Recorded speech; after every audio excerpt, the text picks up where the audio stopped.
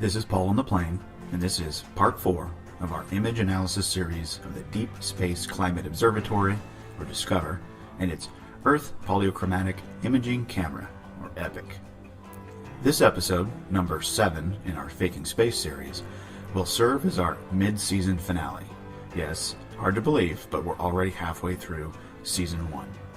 We've been building up to this reveal with our examination of the Earthrise and Moon images from the Lunar Reconnaissance Orbiter, or LRO, in episodes 1 through 3, and then our analysis of the DSCOVR Earth and Moon images in episodes 4 through 6.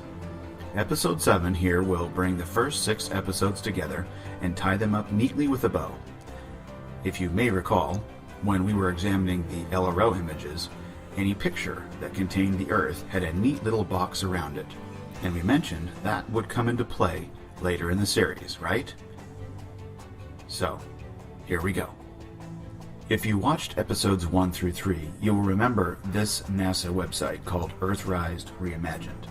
The link is in the video description again.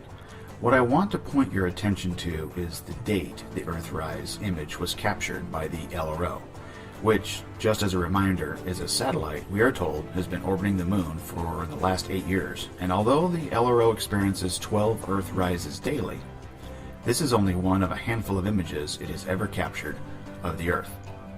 Okay, as you can see, the date was October 12th, 2015. Now, let's head over to the DSCOVR website where the EPIC images are published for the general public, and we're going to navigate to that same date, October 12th, 2015. We are shown 20 images from the EPIC camera that day, and if we scroll through to the 11th image, it may start to look very familiar. Just as a reminder, we are told the DSCOVR satellite that captured these images is approximately 1 million miles away and is locked into a perfect location in space where the Sun's and Earth's gravity keep it positioned perfectly to always capture sun-lit images of the Earth. So, we take these two images, the LRO shot on the left and the EPIC shot on the right, lay them side by side, and what? They are identical. At first thought, maybe not a big deal, right? But to achieve this, the two satellites would have to capture these shots at exactly the same time. Notice the clouds are the same, and from the same line of sight in space, and do it all from different orbits and different focal lengths. It's like 760,000 miles apart.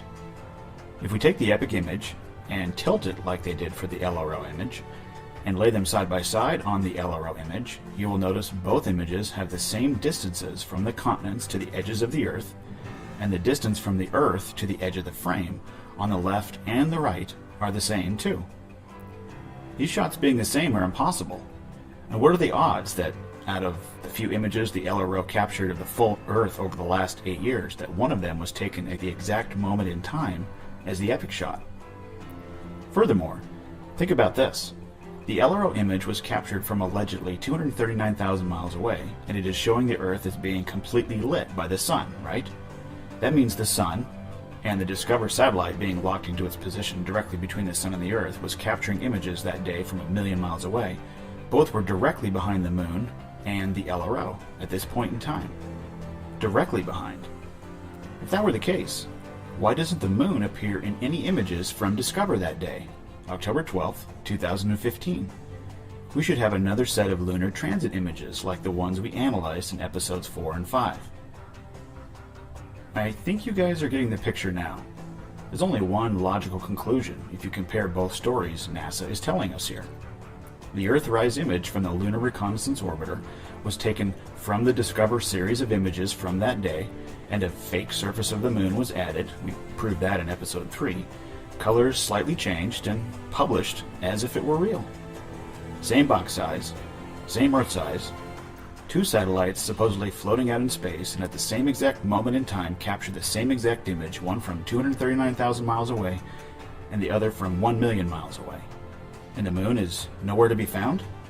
Check out the image here again, with the Moon having circled its way around to be between the Sun and the Earth. Where's the Moon? To illustrate this point further, here are images from timeanddate.com showing the position of the Sun and Moon during the Lunar Transit series from July 5th, 2016, and then compare that to what the Epic image showed. And then here's the Lunar Transit series from July 16, 2015, and then what the Epic image showed. Both of those do make some sense based on the images that we were given and what timeanddate.com gives us.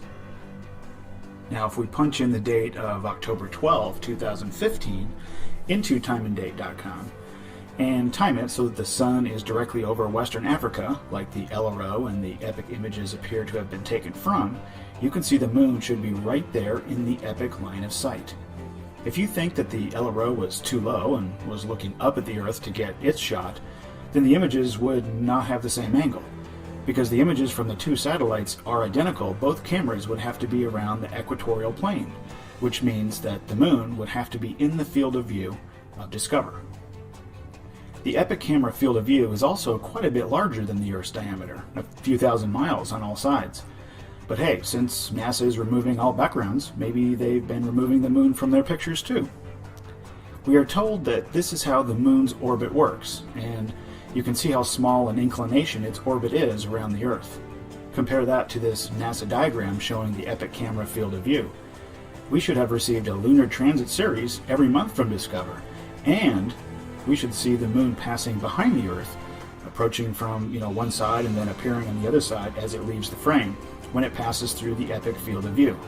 Shoot, NASA even admits to calibrating the Epic camera by facing the moon, but we never see it, except for a few days in Epic's history.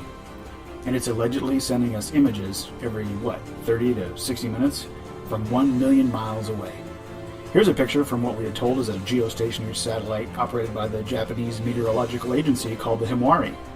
It captured the moon as it passed behind the Earth. How come Epic never captures the moon appearing from behind the Earth? Sorry, NASA.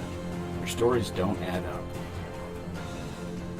We hope you have enjoyed the first half of Season 1 of Faking Space. On behalf of Archer Sage, this has been Paul on the Plane. Thanks for watching.